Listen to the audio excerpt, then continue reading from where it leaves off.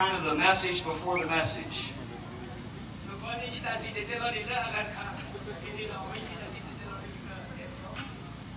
So our theme of this conference that these pastors so wisely and in God chose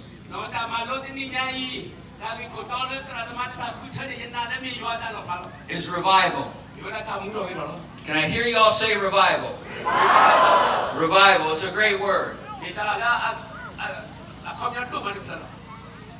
And so while there's, again, nothing new under the sun,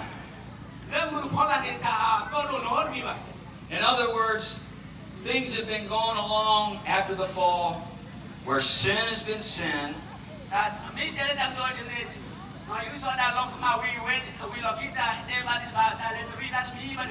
Things tend to get darker and darker.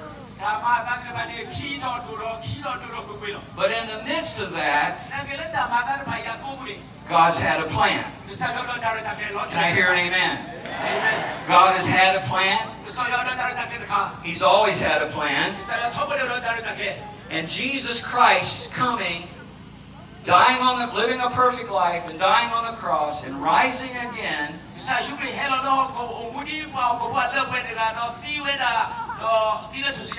Listen to me, I'm going to speak some truth.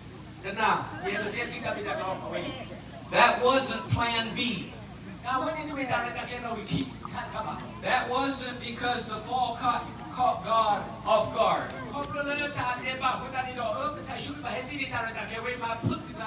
No, before the foundations of the earth, God had a plan. Can everybody say, He has a plan? He has a plan. And so while there's nothing new under the sun, it really does remain that we are living in unprecedented days. Again, when you look around, darkness truly is abounding everywhere. And I'm not going to get it all into all the darkness. You guys see it. You don't have to get. You don't have to look at the news very long, or look on your phone very long, or look at reports very long to see the darkness that's abounding in the earth.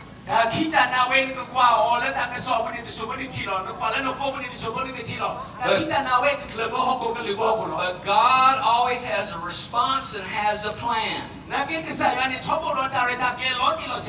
And what we need in this day, what the earth needs, is what's called an awakening.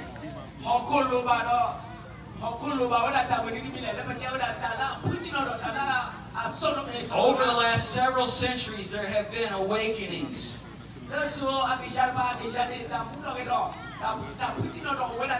Where God would sovereignly come and move in the earth in such a way that societies would be reformed and transformed.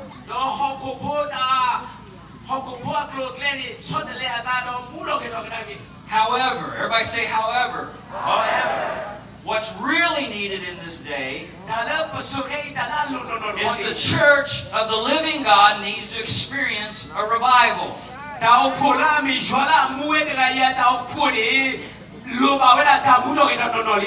And we is the church.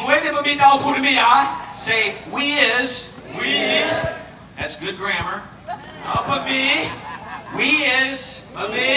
We is the church. So that means that if the church needs revival, I need revival. Come on. It's got to start with somebody.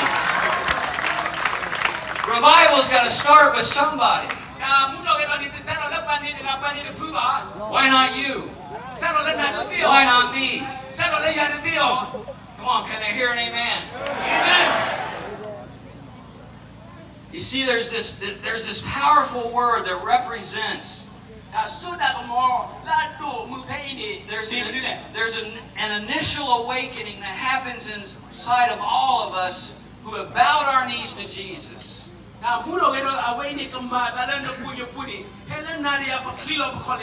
How many in this place are born again? Blood bought. Sons and daughters of the Most High. You love Jesus. He has saved your soul. Well, here's a word for you. There's a word, and that word is vivify. Say that word, vivify. All right, here's what vivify means. A little teaching here.